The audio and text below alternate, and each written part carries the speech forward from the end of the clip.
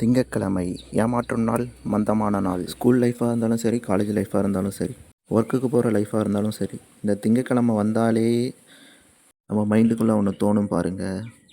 ஐயோ, மீண்டும் மீண்டுமா மீண்டும் மீண்டுமான்னு தான் எனக்கும் தோணுச்சு. வாரத்தில் 6 நாள் வேலைக்கு போகிறத விட வாரம் 7 நாளில் ஒரே ஒரு நாள் வேலைக்கு போனால் எப்படி இருக்கும்? நல்லா தான் இருக்கும். ஒரு வாரமாக வீடியோ போட முடியல, கொஞ்சம் சோம்பேறித்தனம் வந்துருச்சு. அது இல்லாமல் பருவதமலை போயிட்டு வந்தேன், ஹில்ஸ் வேறு. கால்லாம் ரத்தம் கட்டிச்சு, அதனால் எங்கேயும் போக முடியல. அந்த வீடியோ அடுத்தடுத்த வீடியோவில் நான் போட்டிருக்கலாம் தான். ரூமில் உட்காந்து முட்டை விட்டுட்டு இருந்தேன், ரீல்ஸ் பார்த்துட்டு இருந்தேன், வேஸ்ட் பண்ணிகிட்டு இருந்தேன். அப்போ எடிட் பண்ணி போட்டிருக்கலாம்.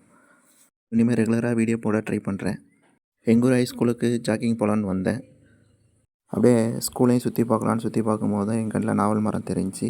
கீழே நாவல் பழமாக கொட்டி கிடந்துச்சி. எடுத்து சாப்பிட்டு கொஞ்சம் டேஸ்ட் பண்ணிவிட்டு ஜாக்கிங் முடிச்சுட்டு லைட்டாக வார்ம் அப் பண்ணிவிட்டு அப்புறம் எங்கள் ஊரில் ஜிம் இருக்குது. சரி, ஏதோ போய் ஒர்க் அவுட் போட முடிஞ்சால் போய் போடலான்ட்டு உள்ள என்ட்ரி ஆகும்போதே 3 பேர் தலையில் மாவாட்டிகிட்டு இருந்தானுங்க. அவங்க வேறு யாரும் இல்லை, நம்ம ஆர்டிஸ்ட் தான். இந்த ஜிம்மு அந்த 3 பேர் சேர்ந்து தான் நடத்துகிறானுங்க. ஒர்க் அவுட் போடலான்னு தான் உள்ளே போனேன். இவனுங்களை பார்த்த உடனே சும்மா உட்காந்து வெட்டி நான் அடிச்சுட்டு, ஜிம் பேர் பார்த்திங்கன்னா ஃபைட் ஃபார் ஃபிட். ஜிம்முக்குள்ளே ஒர்க் அவுட் போடலான்னு தான் உள்ளே போனேன். அப்புறம் இவனுங்களை பார்த்த உடனே சும்மா உட்காந்து வெட்டி நான் அடிச்சுட்டு அப்படியே ஜிம்மை ஒரு வீடியோ ஷூட் எடுத்துகிட்டு ஒவ்வொன்றுக்கும் லிஸ்ட்டு போட்டு வச்சுருக்கானுங்க எல்லா ஒர்க் அவுட்டுக்கும். அதெல்லாம் வேடிக்கை பார்த்துட்டு அப்புறம் காக்கா வடை சுட்ட கதெல்லாம் பேசிவிட்டு அவனுக்கு ஒர்க் அவுட் போக ஆரம்பிச்சிட்டானுங்க. நான் ஒர்க் அவுட் போகிறேன்னு சொல்லிட்டு நான் வீட்டுக்கு வந்துட்டேன்.